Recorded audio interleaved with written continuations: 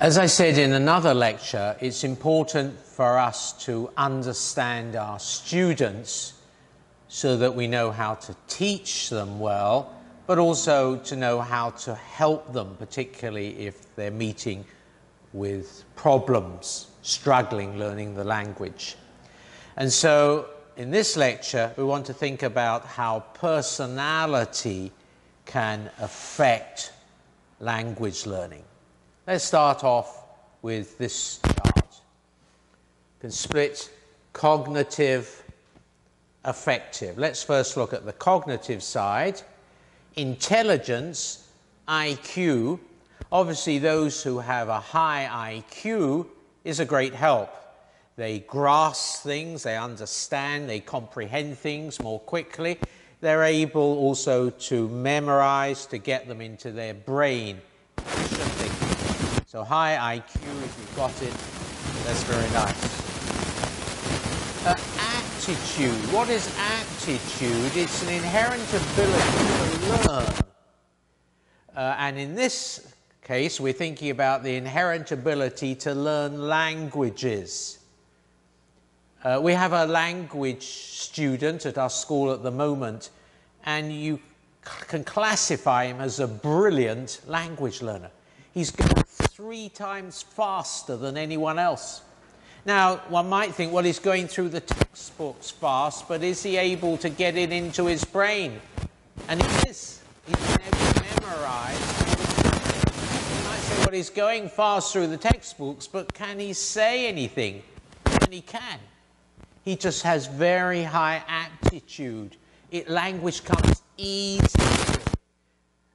Whereas someone with low aptitude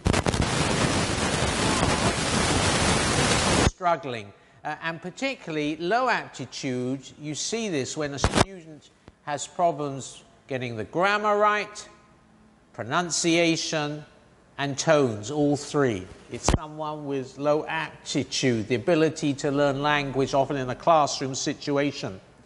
Now, if they're highly motivated, it helps. You can't totally compensate for low aptitude. We have a language learner at the moment. She's worked so hard over the last 2.5 years learning Chinese. She worked harder than anyone else, and yet she's still struggling. What comes out of her mouth is still not accurate. But she's pressing on. She's pressing on. She'll never get to a really high level, but she's pressing on, and that's great. Previous learning experience, language learning experience. We had a language student called Tommy. He's from Switzerland. He struggled learning English. In fact, he spent a while in England trying to learn English better, but he still struggled. But actually today, Tommy speaks good English. It just took him longer than the average student.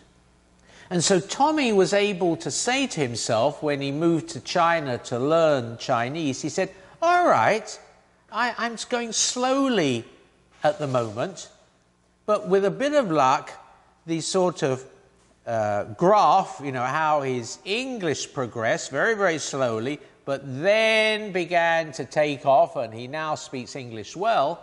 Hopefully, his Chinese will follow the same track. And sure enough, it did. And that gave him hope. And obviously as well, if you've learned other languages, when it comes to the grammar, you can compare. When I learned Chinese, I only knew English. I didn't know any other languages, so all I could do was compare and contrast English with Chinese. And so when it came to the ba construction or le or something like that, I hadn't a clue. Where the student who has learned other languages, they can compare and contrast Chinese with other languages that they've learned. And that's helpful. Finally, age. Obviously, for the very young child, under 5 years of age, it just goes in effortlessly. They live in the environment, maybe they're living in China, and it just goes in effortlessly. And that's really very nice. But of course the problem is, what goes in quickly while they're living in the environment, as soon as they leave China, it also goes out quickly. Now, for the child who's, say, 6 years old to 14 years old, they vary tremendously. They're becoming more aware of themselves, who they are, their ego. And some children, aged 6 to 14, they're willing to play with the local kids and learn some of the local language. Where other students say, no, I just want to play with English-speaking kids. So the children 6 to 14 vary tremendously. Now the next stage, 15 to about 40. As adults, we have quite a few advantages. I realize we have some disadvantages. We can't learn just like a child can learn, but we're able to plan, we're able to reason, we're able to strategize, and that's helpful. Now, what happens after 40? Well, things begin to break down. The first thing is memory. Oh, I can't. It's not that we can't remember, it's we can't recall. Oh, what was that word? I know I learnt it last week. Okay? Memory is one problem. And then the student who's over 50 years old, it's their hearing becomes a problem. And so they think what they're saying is exactly the same as what the teacher's saying. And the teacher says, no, you got it wrong, particularly the tones.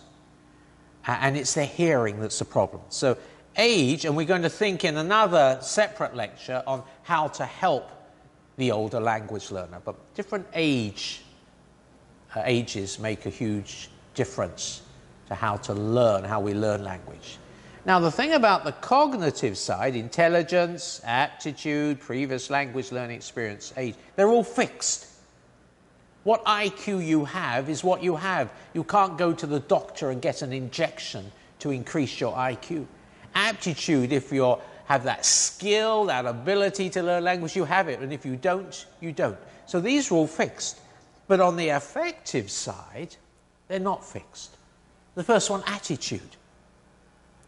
For the person who says, I like being with Chinese people and I want to become accepted by them. I want to become an accepted member of the local community. I want to make friends. That attitude is going to help them learn the language. And so it's important that we introduce our students to some good Chinese friends. That's going to help them with their attitude. And closely related to attitude is motivation. If I want to become accepted by Chinese people, if I want to become friends with Chinese people, this is motivating. And the problem with learning Chinese, one of the world's most difficult languages, is that we need to maintain a high level of motivation over a very long period of time. You see, the problem is, firstly, as we all know, it's a difficult language to learn. But the problem is worse because what we desire to do, maybe live in China, make friends, share our lives with them, demands getting to a high level in one of these world's most difficult languages. And so we need to do things to maintain a high level of motivation over a very long period of time. And thirdly, personality. Personality either helps us or it hinders us. And what I want to do now is to spend a little while looking at certain aspects of personality, how they help, how they hinder. Let's first look at self-esteem, self-confidence. They're interrelated. High self-esteem, that person normally has a high level of self-confidence. Now, what is self-esteem? What is self-esteem?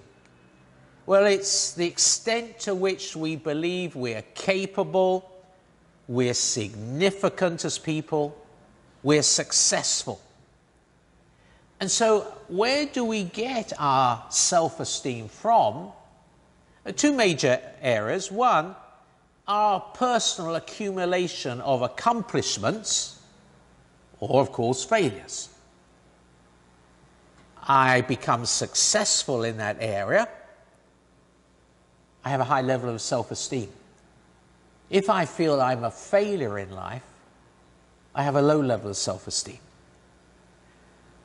It not only comes from how we judge, how we value, how we see ourselves, it also comes from other people's assessment of us. When someone says, "Oh, Martin, you did that well," that helps my self-esteem. If someone looks and I think, "Oh, they didn't like what I did," makes me feel a failure, reduces my self-esteem. Now, when we think of self-esteem, we need to think of it in two different aspects. One is what's called global self-esteem. Some people are just naturally self-confident people. My wife is one of those. And so is her sister, and so is their mother. They're all naturally self-confident people. My wife decided she wanted to learn how to do Chinese knotting, 中国结, and so she got a book, and she got the materials, and before long, out came these lovely Chinese knots. She's someone who is a naturally self-confident person. Different from global self-esteem is what's called task self-esteem.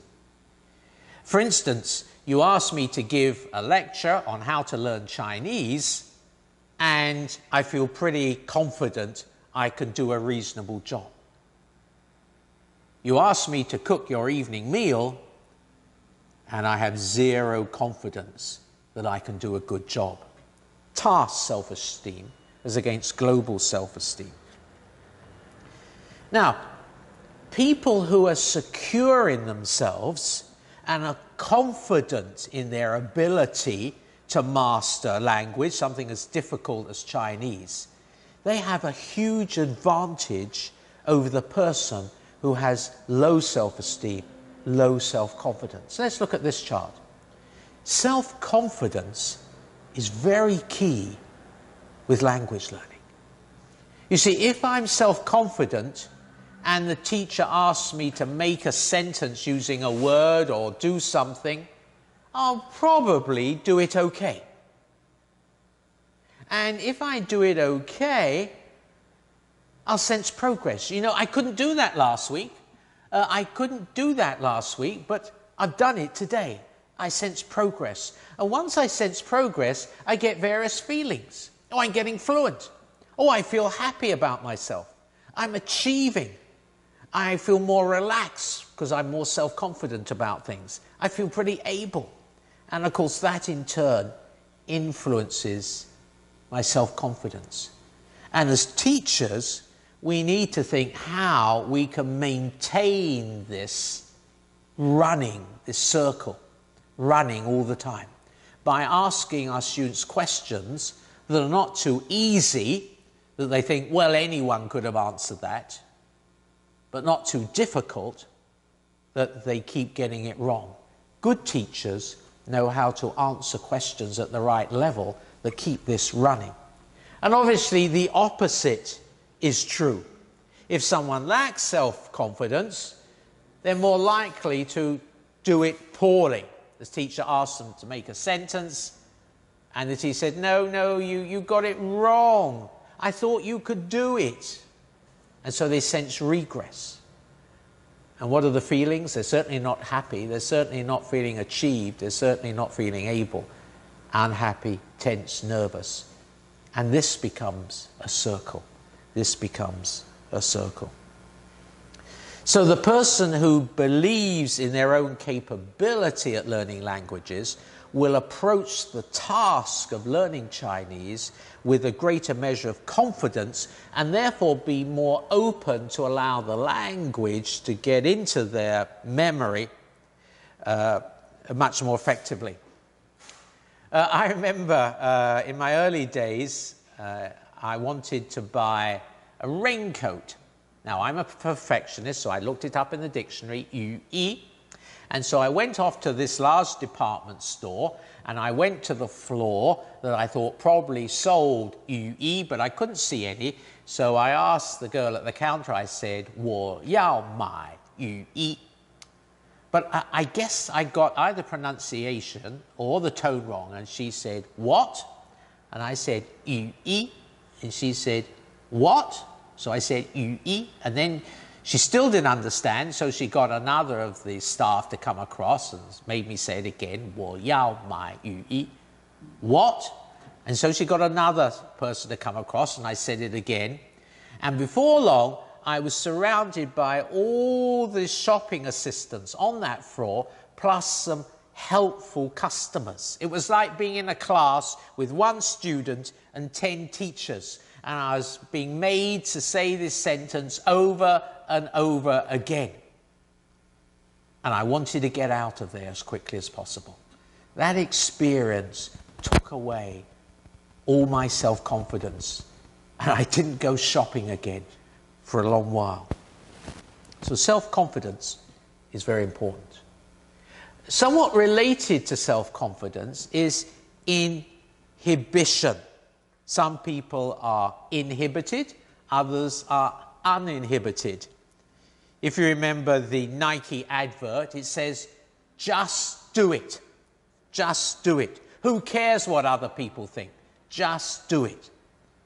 That's the uninhibited person. But the inhibited person does care very much about what people think about them. The person with a higher level of self-esteem, going back to self-esteem, are able to withstand threats, psychological threats to their ego. And so they're able, as it were, to keep their psychological defenses lower to allow the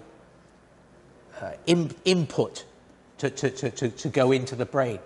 But the person who's very uninhibited, the person who's very inhibited, they have to maintain these walls of inhibition, these psychological walls, in order to protect their fragile ego. I'm someone who's very inhibited. And I remember once I was in Thailand at a language conference. Now, Thailand, we were in Chiang Mai, which is a tourist city. And so those attending the conference decided to go out for a meal together, and we went to one of these places, especially for tourists, where we all sat on the floor and ate this meal while some Thai dancers were dancing on the platform. Now, after about 20 minutes, these Thai dancers finished dancing, and because it was a tourist place, they invited any tourists who wanted to come on the platform and dance with them to come up.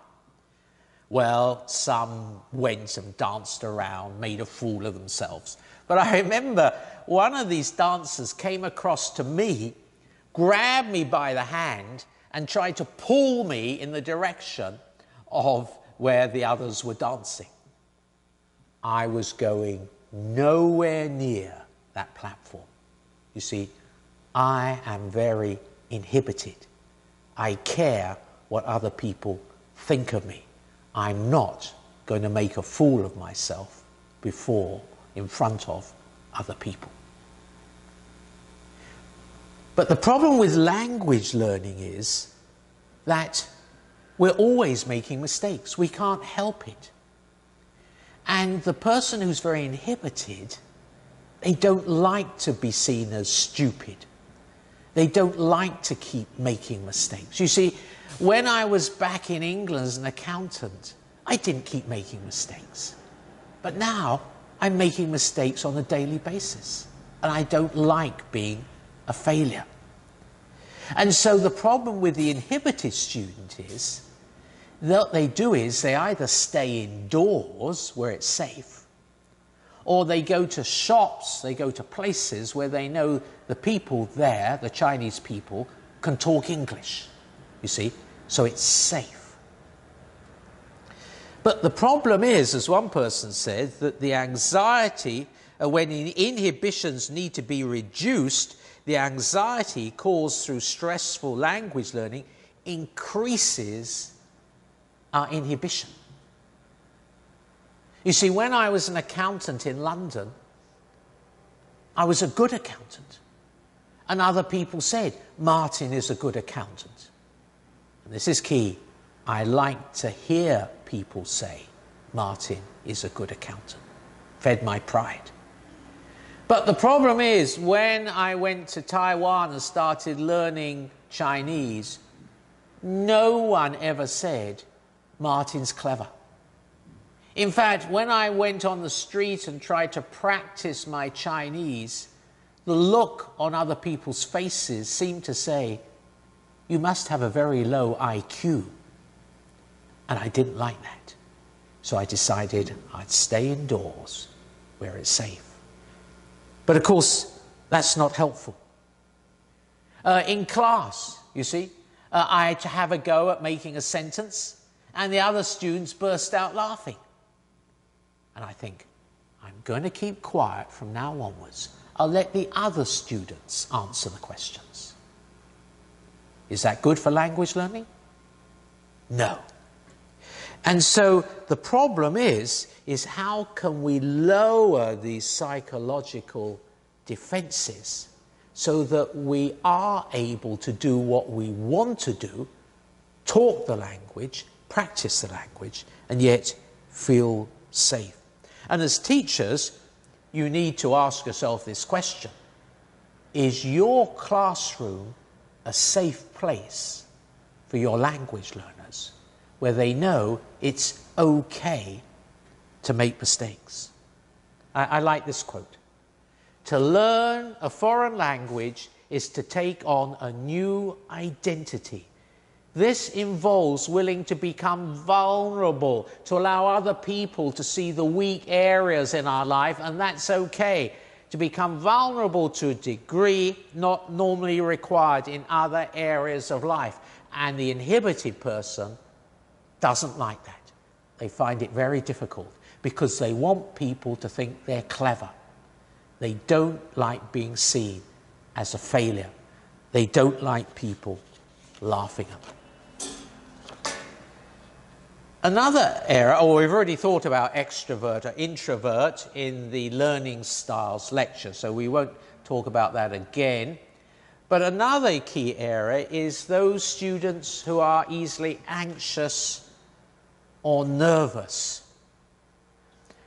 Those who are easily anxious or nervous, it's like a sort of shutter that comes up that hinders recall.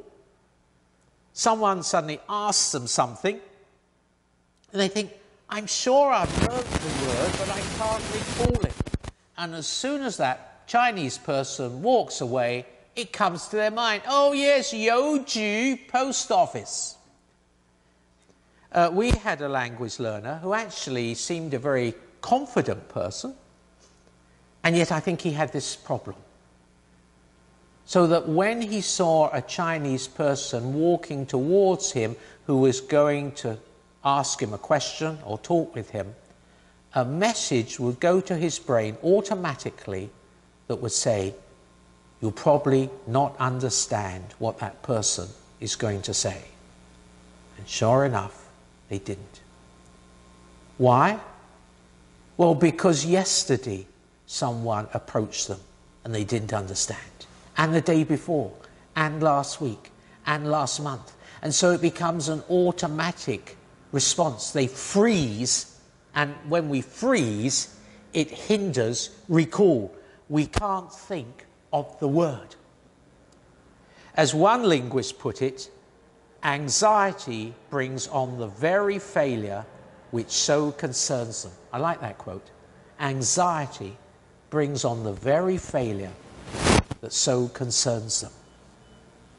With a low level of anxiety, they're more open to the input going deep into their brain. And so as teachers, in the classroom, do you make your students anxious or nervous, or do you allow them to relax and it's okay to make mistakes so that their shutter can remain down? Now, what I want to do is, how can we help these people? Well, let's just bring them together. The introvert, shy, inhibited, nervous, anxious. The introvert person who doesn't have these problems, their problem isn't a big one. They just need time to be able to find their friends. And once they've found their friends, then they're happy to chat with them on a regular basis. So the introvert, they need time, that's all, to find their friends, and then they're okay. The shy and inhibited person, because outside is dangerous, it could be threatening, because people might talk to them and they don't understand, or people might laugh at their attempts at speaking Chinese. What they need to do is to know where it's safe outside to go to. And so they need you as their teacher or some friends, either foreigners or Chinese, to take them to shops, take them to places where the shopkeeper is a particularly friendly person who accepts them so that they feel safe in that shop. It's okay to go there and attempt to have a go at talking Chinese, because the shopkeeper won't laugh at them, but will make them feel comfortable, accepted. And so it's important to help these people to find those places. Once they know where they are, they themselves are happy to go there because they know it's safe. With the nervous and anxious, pushing them outside isn't the right thing to do. No. You need to bring Chinese people, friendly, warm, empathetic, into their home, because that's the only safe place in China for these people, their home. To bring Chinese people into their home who are friendly and warm, empathetic, who can talk with them. Because I want to say this again, I want to emphasize this. It's not that these people don't want to talk. In fact, they're pretty desperate. And what makes it worse is they see other students chatting away and lots of Chinese friends, which makes them feel even more guilty that they're not going out there. So they carry this huge load of guilt. Where if we can help them find safe places to go to, or if with these people we can bring Chinese friends, warm and friendly, empathetic, into their home, they'll be talking away. There was one student that I was trying to help, and every time I went to his home, he'd say, the very first sentence, Martin, whenever I go outside, I never understand what they're saying. So I said to him, Marcus, don't go outside. Don't go outside. Stay indoors, and I'll bring some warm and friendly people who you can chat to. And I brought along one person, Li Hui, and after they'd had their first session together, I telephoned Li Hui and I said, well, how did it go? Did Marcus say anything? He said, oh yes, he was chatting away for the whole hour. Why? Because Marcus felt safe with Li Hui, and so he was happy to chat away with him. So let's look at this quote. We've just had it a few minutes ago. Let's read it again. To learn a foreign language is to take on a new identity. This involves being willing to become vulnerable to a degree not normally required in other areas of life. This can cause the language learner to become anxious, inhibited, or nervous. Now, this is the key. Successful language learners create safe places where they can practice without fear or anxiety with warm and friendly local people. And so what we need to think about is, how can we create these safe places? And I want to spend a little while thinking about that now, because it's key. I emphasize it. It's key for the language learner who's inhibited, anxious, or nervous. It will make all the difference. Let's start off with a question. The goal of the language learner is to become fluent. How do people get fluent? Well, it's very easy. They open their mouth and talk, right? Now, Does it matter where they open their mouth and talk? Inside their home or outside? No, of course it doesn't matter at all. And so what I said a few minutes ago, I'll say again, what we need to do is to find and bring people into their home where it's safe. And the sort of people who are ideal are those who are warm and friendly and particularly empathetic. The empathetic person is trying to feel where the other person's at and adjust their language and adjust their way they talk to suit the other person, to make them feel comfortable. Now, the question we need to ask is, where can we find these people? One thing, particularly in China, when I'm helping language learners in China, is I say, well, first think about the teachers in your language school. Is there one in the language school who could stop being a teacher and be a talker for an hour a week? You see, the language school teacher who could stop being a teacher and be a talker is ideal because they know what the student knows, and more important, they know what the student doesn't know. You see, the problem with the people outside is they don't know what the student's textbook contains, and so they're more than likely, especially in the early days, to talk about things the student doesn't know anything about, which is going to make them feel worse. Well, if you hire a teacher as a talker, and you say to the teacher, I'm up to lesson 15, for instance, the teacher knows instantly what vocabulary items the student has already learnt and what ones they haven't learned. And so they're much more likely to keep it to that level. So language school teachers who are familiar with the textbook the student's using, that's ideal. Another source of people is other people's tutors. I often travel to Kunming in China, and in China some foreigners will go to a language school where others hire tutors, and there are quite a few foreigners in China, in Kunming, who hire a tutor rather than go to a language school. And so what I say is to the learner who's easily anxious or nervous or inhibited, I say, go around these foreigners and ask about your tutor. And if someone says, oh, you know, my tutor's really fantastic, I just think they're just wonderful, say, well, can I come to your home when the tutor arrives, and can I chat with them for a few minutes? And so your student will very quickly know whether that tutor is suitable to be a talker for your student. So other people's tutors are also a helpful source. Now, one thing with hiring people for talking is it's very economical on time. You see, they come at 7 at night and they leave at 8. The problem with going outside to find people to talk with is you can spend a lot of time trying to find the right person.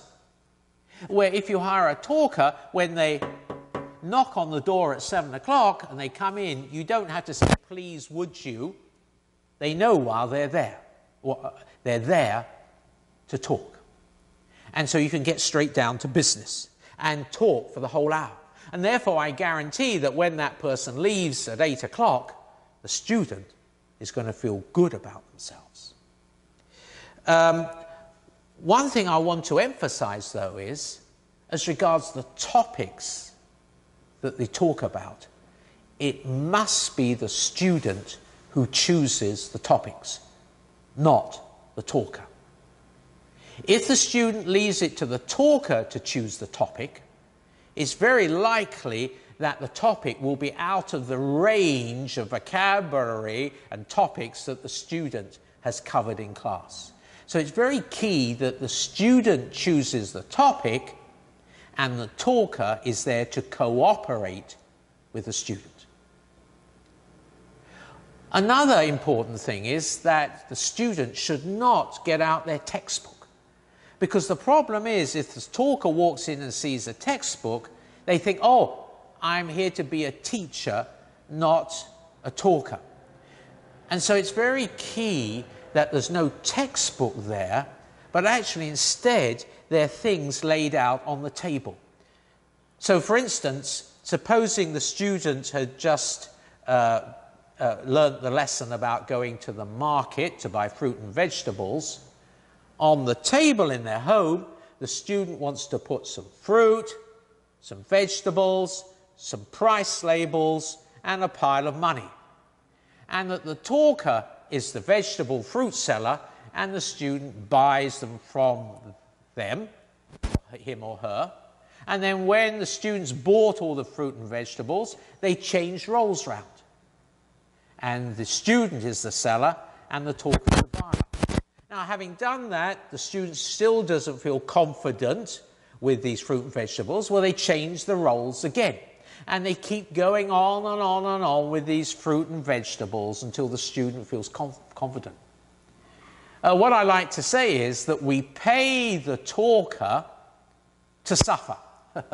But the great thing is, when we choose the right person who really wants to help this foreigner, they're willing to suffer. And so they're very key people. So hiring people for talking is very key. Now, if you think, yeah, I like this idea, well, let's expand it.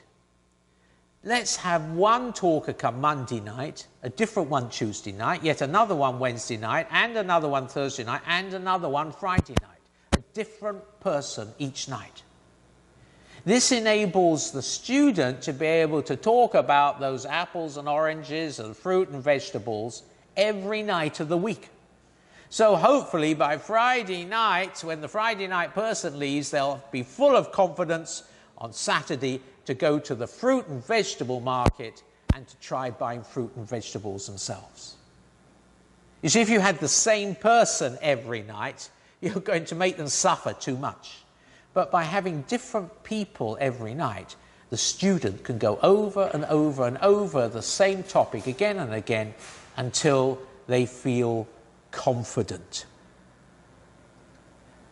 Finally, on this, I just want to say one more thing. It's a good idea in the early stages, right? When the student finds they can't go outside because their personality hinders them. But actually, hiring people for talking later on is also very helpful.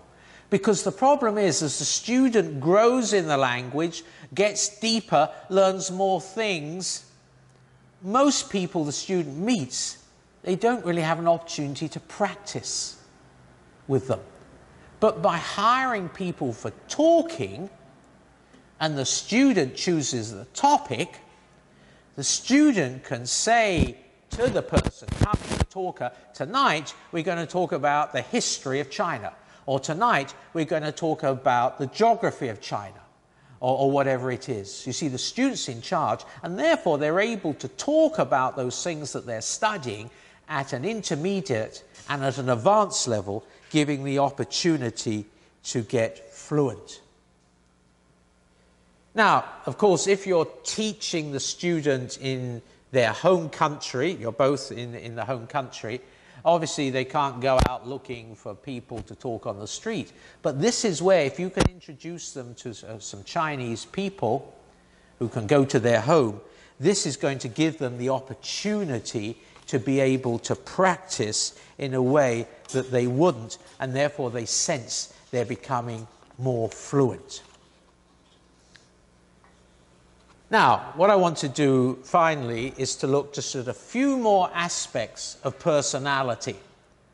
Firstly, perfectionism. Is perfectionism good for language learning? Well, the difference is whether the student is moving on or standing still. The student, the perfectionist student who says, well, I want to keep working at this sound or this tone or whatever it is until I get it right, but is also moving on through the lessons, that's good. And the teacher should strongly encourage them and applaud them. The person who says, teacher, I want you to keep correcting this sound till I get it right, that's good. But the perfectionist student who says, I'm not going to move on to the next lesson until I've got this lesson 100% perfect, that's bad. Languages are not learned that way. We learn languages by getting a sort of understanding of what this lesson is about, but moving on, recognizing that gradually as we hear people using what we've just studied, it becomes clearer and clearer as the days go by. So perfectionism is good for the student who says, I want to keep working at this sound or whatever it is, but it's bad when the student says, I'm not going to move on until I've got this one perfect. Here's some things about the good language learner.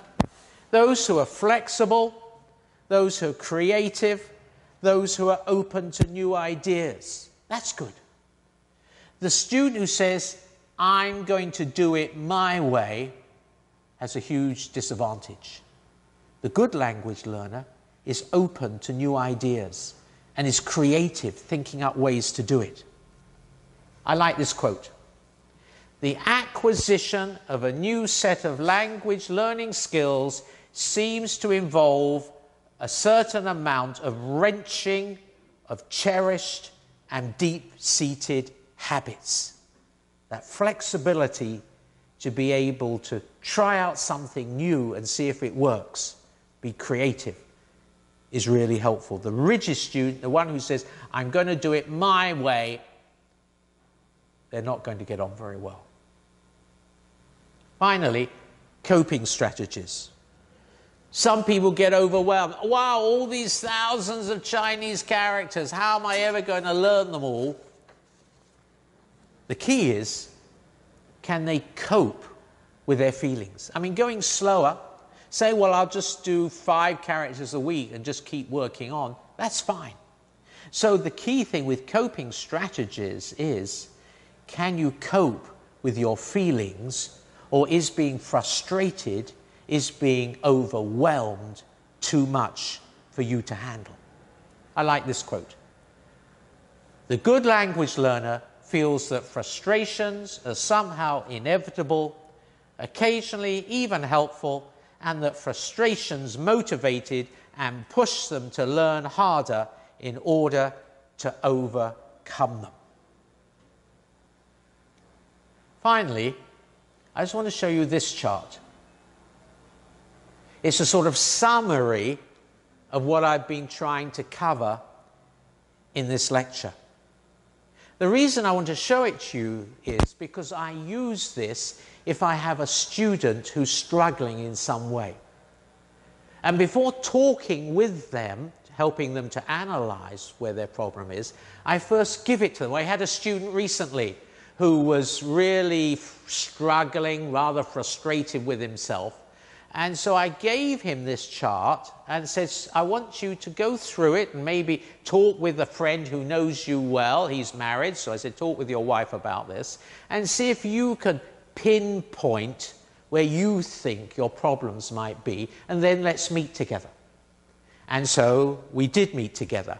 And I said to him, Steve, where do you think your problems are? And he said, well, I think on the cognitive side, I have this problem, and on the affective side, I think I have this problem. And actually, he'd analyzed himself very well. Most students, in the end, know where their problems are.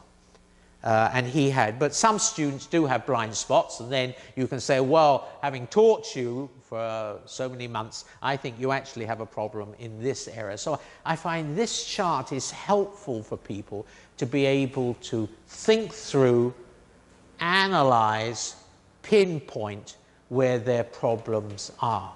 And in this way, we can help our students understand themselves and also help them to think through ways how they can improve and get around their problems. So I hope you found that helpful. Thank you.